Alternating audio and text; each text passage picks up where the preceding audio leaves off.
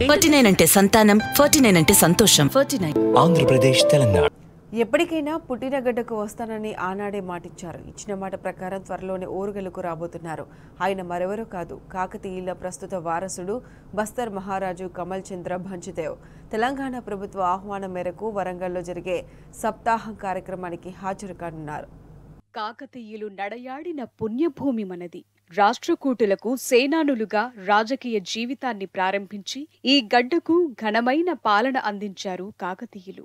భారతదేశ చరిత్రలో కాకతీయ సామ్రాజ్యానికి, వారి పరిపాలనకు అత్యంత ప్రాముఖ్యత ఉంది. శాతవాహనుల తరువాత తెలుగు మాట్లాడే వారందరినీ రాజకీయంగా, సాంస్కృతికంగా ఐక్యం చేసి ఓరుగల్లు కేంద్రంగా మొదటి స్వతంత్ర రాజ్యాన్ని స్థాపించారు. దాదాపు 300 ఏళ్లపాటు అప్రతిహతంగా పాలించారు.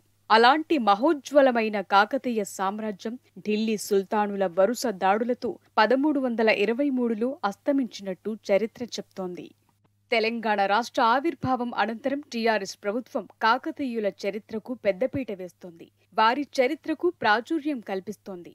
కాకతీయ సామ్రాజ్యం ఓరుగల్లులో అస్తమించిన 700 ఏళ్ల తరువాత ఓరుగల్లు గడ్డకు ఓ విశిష్ట అతిథి రాబోతున్నారు. కాకతీయుల ప్రస్తుత వారసుడిని సొంత గడ్డకు తీసుకురావటానికి రాష్ట్ర ప్రభుత్వం సన్నాహాలు చేస్తోంది. మంత్రి కేటీఆర్ సూచన మేరకు ప్రభుత్వ చీఫ్ విప్ దాస్యం వినయ్ భాస్కర్ చొరవతో వరంగల్ కేంద్రంగా కాకతీయ సప్తాహం పేరుతో 7 రోజుల పాటు ఉత్సవాలను నిర్వహించనున్నారు.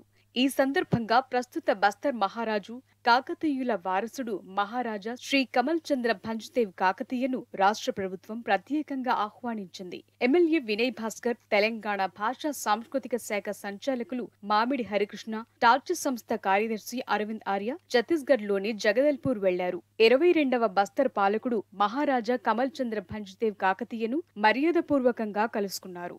తెలంగాణ రాష్ట్ర ప్రభుత్వం తరపున ఆయన్ను అధికారికంగా వేడుకలకు ఆహ్వానించారు. ప్రభుత్వ ఆహ్వానం మేరకు బస్తర్ మహారాజు త్వరలోనే వరంగల్ రానున్నారు. తన పూర్వీకుల పుట్టినిల్లు తనకు పుట్టినిల్లే అన్నారు మహారాజా కమల్ చంద్ర భంజ్దేవ్ కాకతీయ.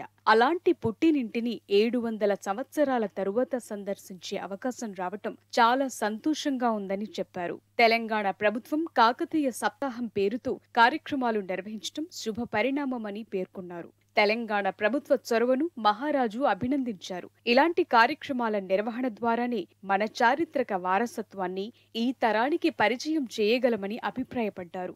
వరంగల్ నగరాన్ని చూడాలనే తన చిరకాల కోరిక త్వరలోనే తీరనుందని బస్తర్ మహారాజు సంతోషం వ్యక్తం చేశారు.